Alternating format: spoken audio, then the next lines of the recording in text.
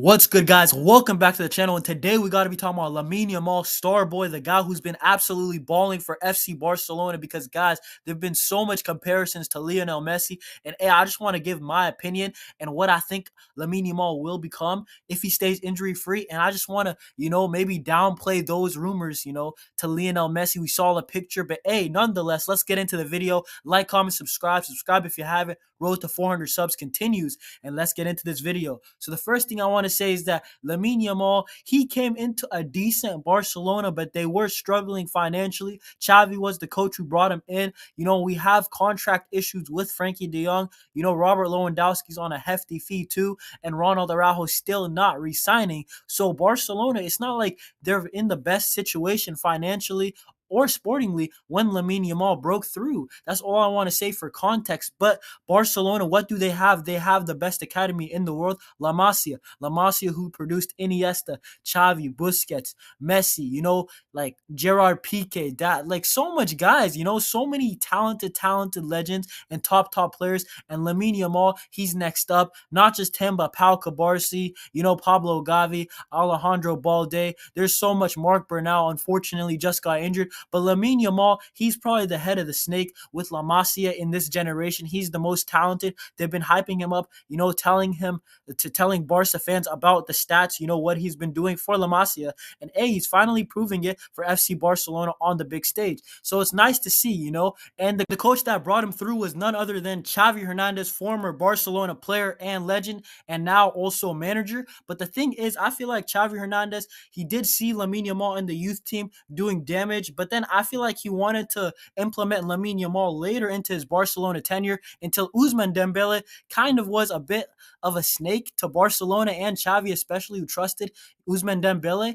And Ousmane Dembele, he left Barcelona for PSG, and I feel like that is what really sparked Lamine Yamal to come to the scene earlier. I feel like this would have happened 1 or 2 years later down the line, but hey, Ousmane Dembele's departure, it made Lamine Yamal be our first choice, second choice right winger. And then Rafinha went down, and then Lamine Yamal, he had to play. And last season, guys, Lamine Yamal, he didn't get the GA. He wasn't scoring goals, but he was mad creative. He was a very dangerous playmaker through his dribbling and his crossing. And honestly, it was a joy to watch. He was like a touchline winger also with Xavi. I feel like that was very good for his development, playing against low blocks week in, week out, playing against them, getting the feel for it. And especially, in Spain, you're going to see this your whole career, Lamine. So it's good that he had that year of development, and now he's going to, use that year and try to add goals and assists and try to get physically stronger. And Lamine Yamal last year was probably one of our best players. I would say he was in the top three, to be honest. And the next thing I want to say is that Lamine Yamal played so good that he fairly got a Euros call-up for Spain. And not only that, in his friendlies for Spain, he played so good. Also, in the last Euro qualifiers, he was playing so well that De La Fuente decided to make him his starting right winger for the Euros. And I feel like that was a shock to me as a Barcelona fan. I thought maybe they would have done like a Oyarzabal or Sarabia thing. But man, Lamine Yamal was just so much better than those guys last year that even De La Fuente, he said, yo, Lamine Yamal is going to be starting. Nico Williams is going to be starting. They're young, but they're ready. And man, Lamine Yamal, he brought the trophy home for Spain. And he was probably one of their best players. He was definitely in the top three for them too. Probably Rodri, Nico Williams, Lamine Yamal, Fabian. They're probably the top four. Dani Olmo was amazing there too. But Lamine Yamal at 16, 17 was amazing. And guys, he's starting to continue it. Matter of fact, I feel like that he's more confident now.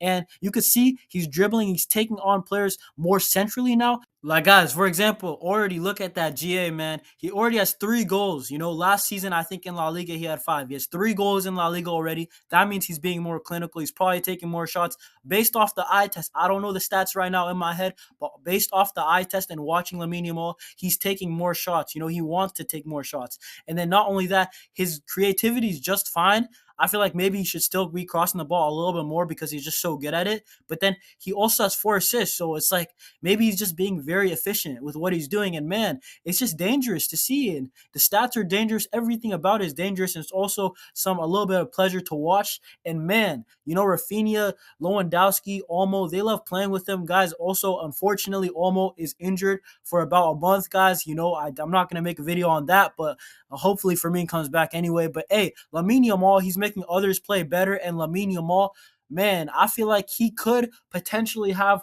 maybe 15 goals in La Liga and like 13 assists. That would be very good just in La Liga. And then in all comps, if he could get over 30 GA at the age of 17, that is crazy, guys. And Lamine Yamal, I feel like we have to rotate him with Rafinha, maybe Pau Victor for a game or two in the Copa del Rey. Not only that, I feel like even Fermin in a way, maybe put Rafinha on the right, Fermin on the left, maybe Torre at cam, just rotate. We need to keep this guy fresh. I don't want him to get injured. I don't want him to go down the path of Ansu Fati in a way. And I feel like Hansi Flick, he's got to, the man management, I feel like it's been perfect so far, but I feel like it's got to continue because we're seeing that Lamine Yamal does work in a Hansi Flick system with the freedom and the creativity to express yourself. But I feel like Hansi Flick's going to be the perfect coach for the man management to have him locked in every single game. And I think that's huge because, guys, honestly, the comparisons to Lionel Messi, I see where people are coming from, the way he dribbles, not only that, the way he can curl and finesse a ball into the top corner,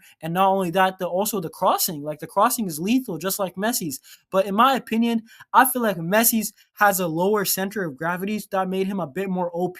And not only that, Lionel Messi. Like Lionel Messi was incredibly clinical. Maybe not at this age of Lamine Yamal's, but once Lionel Messi hit the age of 19, he was incredibly clinical. He was in that Pichichi race every single year. And Lionel Messi is not the guy to compare Lamine Yamal to. That's just creating pressure, and I feel like it's unwarranted, it's unneeded. And look at players who break through early. Lionel Messi, he was on a stacked Barcelona team, so he was able to rest, when needed. So when he was 19, he was the full package, and without getting injuries, he wasn't burnt out. And then look at Wayne Rooney, who was just like Lamine Yamal in a way.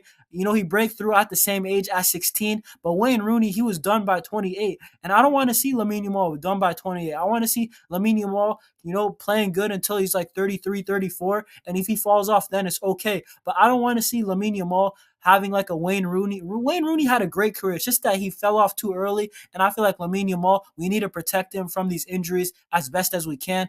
And guys, look at our own example. Like, guys, look at our very own Ansu Fati. Ansu Fati, he had a similar build, I would say, to like Kylian Mbappe. It sounds horrible now, but guys, he lost the explosiveness, the injuries to the meniscus, all the surgeries, and I feel like Ansu Fati now, if he can get a decent career, it would be a W for him. But honestly, I feel like Ansu Fati, the comparisons with Lionel Messi is horrible. They didn't play anything like alike. Ansu Fati is like an inverted goal scorer, winger, and Lionel Messi is a complete player. And I feel like Lamine Yamal is closer to Lionel Messi build with the complete player profile. He's a complete threat compared to Ansu Fati. And guys, I feel like Lamine Yamal, he's more similar to Di Maria than Messi. I feel like Messi's an outrageous comparison because Messi's a multi-generational player. Look at all the next Messis. Guys, they all fail, like 95% of them, let's be honest, guys.